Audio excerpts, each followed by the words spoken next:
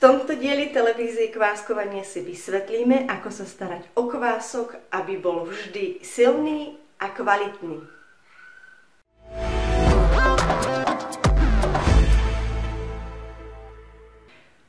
Mám tu kvások, ktorý má momentálne dnes 8. deň od nakrmenia a teda aj keď možno vyzerá, že má bublinky a prejavuje ešte život, už pri nadýchnutí sa nevonia dobre, jeho vôňa je príliš kyslá a cítim tam miernu ako keby chemikáliu, ako keby acetón.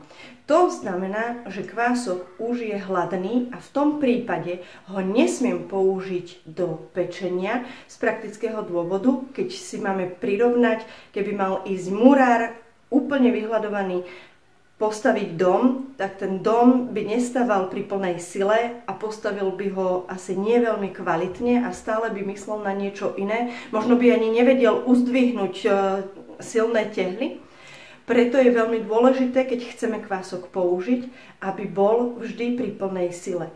Takýto kvások, ktorý už vonia po hlade a je vyhľadovaný, nepatrí do štartéra. Musíme ho najprv ozdraviť klasickým spôsobom odoberania a pridávania múky a vody tak, aby sa jeho celá mikrobiota nanovo vymenila a celý ten odumierací systém, ktorý tam je naštartovaný, aby bol pozastavený a vymenený. Následne tento kvások, keď dostane novú silu, vyzerá asi takto.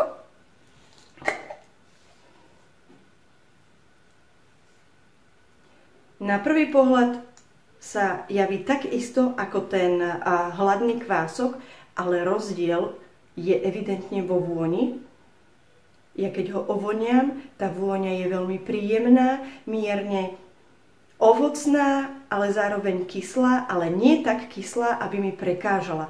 Takýto kvások, ktorý je silný, aktívny a s peknou vôňou, ten môžem použiť do pečenia a naň sa môžem potom spoľahnúť, že prinesie nielen nadýchaný a vláčný produkt, ale aj benefity do nášho zdravia, tie vlastne, pre ktoré chceme kváskovať.